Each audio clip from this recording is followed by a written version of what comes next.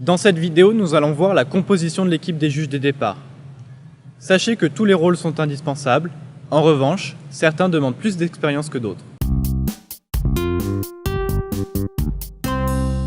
Le rôle du coordinateur est d'une importance primordiale et très compliqué à gérer. C'est pour cela qu'il est préférable que la personne qui endosse le rôle de coordinateur soit un starter expérimenté. Son rôle est le suivant.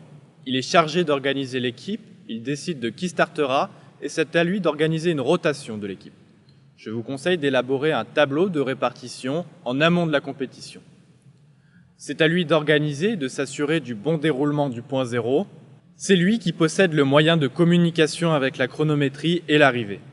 À lui de les contacter avant de lancer la procédure de départ et de s'assurer que tout soit prêt avant de donner le feu vert au starter. Il doit faire respecter les horaires de compétition. Il doit également conserver tous les documents relatifs au départ. Sachez que lorsque les effectifs ne sont pas assez importants, il est possible de combiner le rôle de coordinateur et de starter. C'est au coordinateur de superviser et de contrôler l'équipe des starters.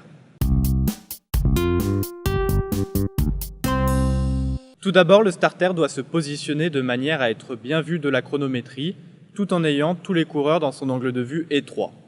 Cela est indispensable pour que tous les athlètes entendent bien les ordres et invitations du starter.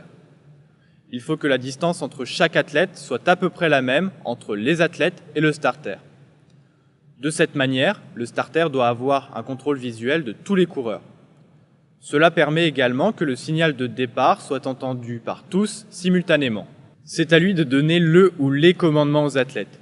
Il peut enclencher la procédure de départ qu'après avoir obtenu le feu vert du coordinateur. Il s'agit d'un adjoint du starter. Son rôle est de rappeler les coureurs par un coup de feu lorsque le départ n'est pas régulier. Chaque starter de rappel devra se placer de manière à voir chaque athlète, avoir un bon angle de vue et entendre le signal de départ dans les mêmes conditions que les athlètes. En cas de départ irrégulier, les starters de rappel et le starter doivent impérativement rappeler la course et se réunir pour se mettre d'accord sur la sanction. Il peut endosser le rôle d'aide starter si les effectifs sont insuffisants.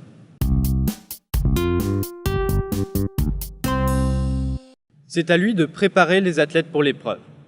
Il doit placer et vérifier la position de chaque athlète dans le bon couloir et la bonne série. Dans le cas des départs en ligne, il doit placer chaque athlète dans l'ordre de la feuille, sinon dans le couloir indiqué sur la feuille.